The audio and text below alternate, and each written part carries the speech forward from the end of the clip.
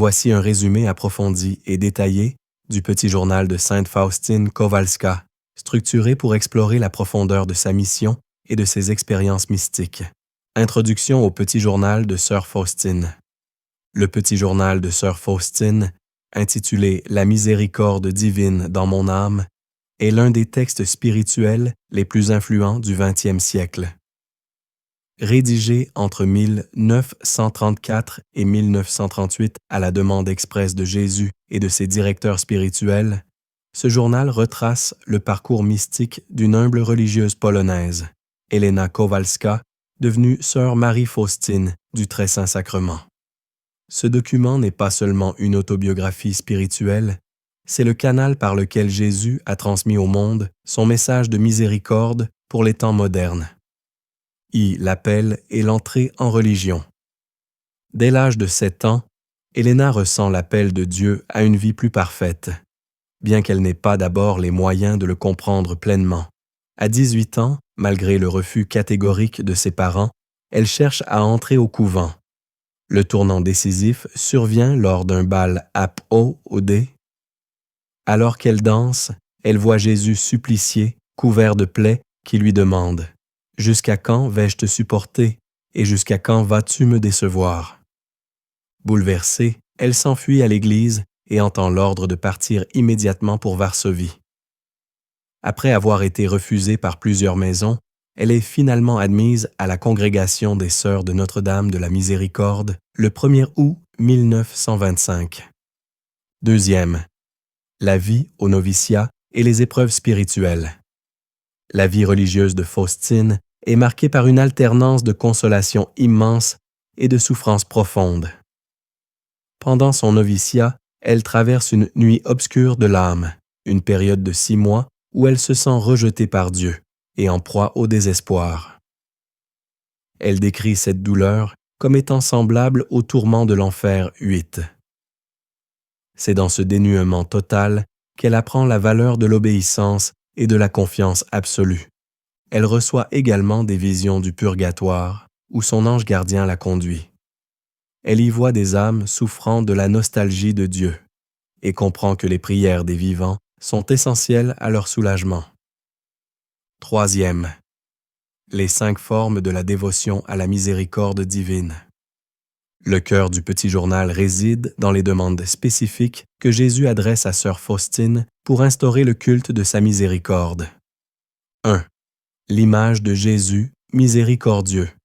Le 22 février 1931, Jésus apparaît à Faustine avec une tunique blanche, 2 rayons, un rouge et un blanc sortant de son cœur. Il lui ordonne de peindre une image selon ce modèle avec l'inscription « Jésus, j'ai confiance en vous ». Signification des rayons. Le rayon blanc représente l'eau, qui justifie les âmes, et le rayon rouge représente le sang, qui est la vie des âmes. Promesse.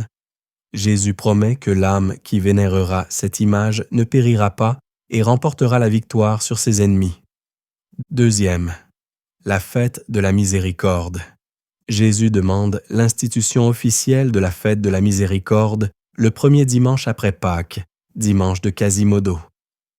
Il promet que ce jour-là, les écluses de sa miséricorde sont ouvertes et que toute âme qui se confesse et communie recevra le pardon complet de ses fautes et la remise des peines. Troisième, le chapelet à la miséricorde divine. Septembre 1935, Faustine reçoit les paroles du chapelet à la miséricorde divine. C'est une prière pour apaiser la colère de Dieu et obtenir miséricorde pour le monde entier. Jésus affirme que par la récitation de ce chapelet, l'humanité se rapproche de lui et que même les pécheurs les plus endurcis trouveront l'espoir. Quatrième, l'heure de la miséricorde. Jésus demande que chaque jour, à 3 heures de l'après-midi, l'heure de sa mort sur la croix, on s'immerge dans sa passion. Il appelle cela l'heure de la grande miséricorde pour le monde entier et promet qu'en cette heure, il ne refusera rien à l'âme qui le prie par les mérites de sa passion. 5. La propagation de la dévotion. Jésus charge Faustine d'écrire et de parler de sa miséricorde. Il dit proclame que la miséricorde est le plus grand attribut de Dieu. Il insiste sur le fait que l'humanité ne trouvera pas la paix tant qu'elle ne se tournera pas avec confiance vers cette source. Quatrième, thème spirituel, majeur, la confiance. Confiance, c'est le thème central. Pour Faustine, la confiance est le récipient avec lequel on puise les grâces à la source de la miséricorde.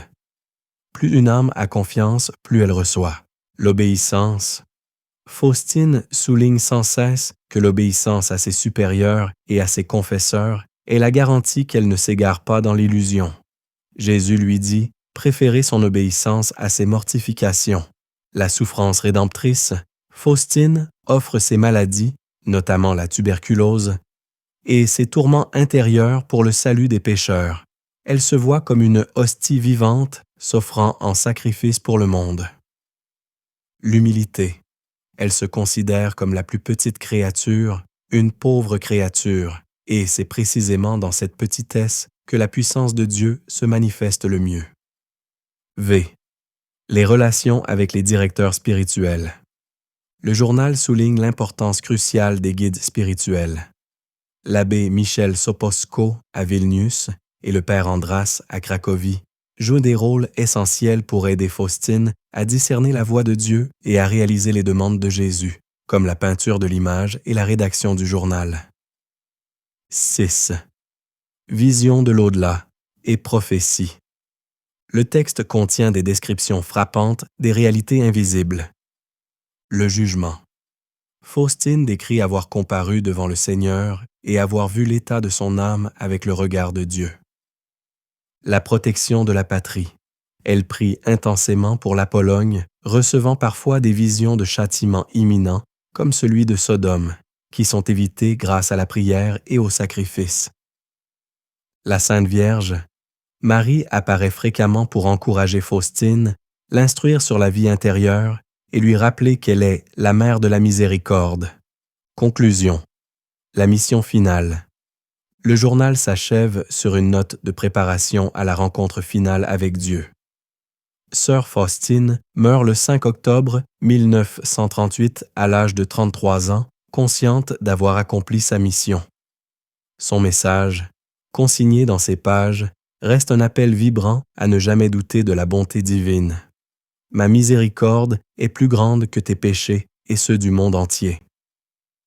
Le petit journal est une invitation pour chaque lecteur à devenir, à son tour, un apôtre de la miséricorde, transformant sa propre vie en un reflet de l'amour de Dieu par les actes, les paroles et la prière.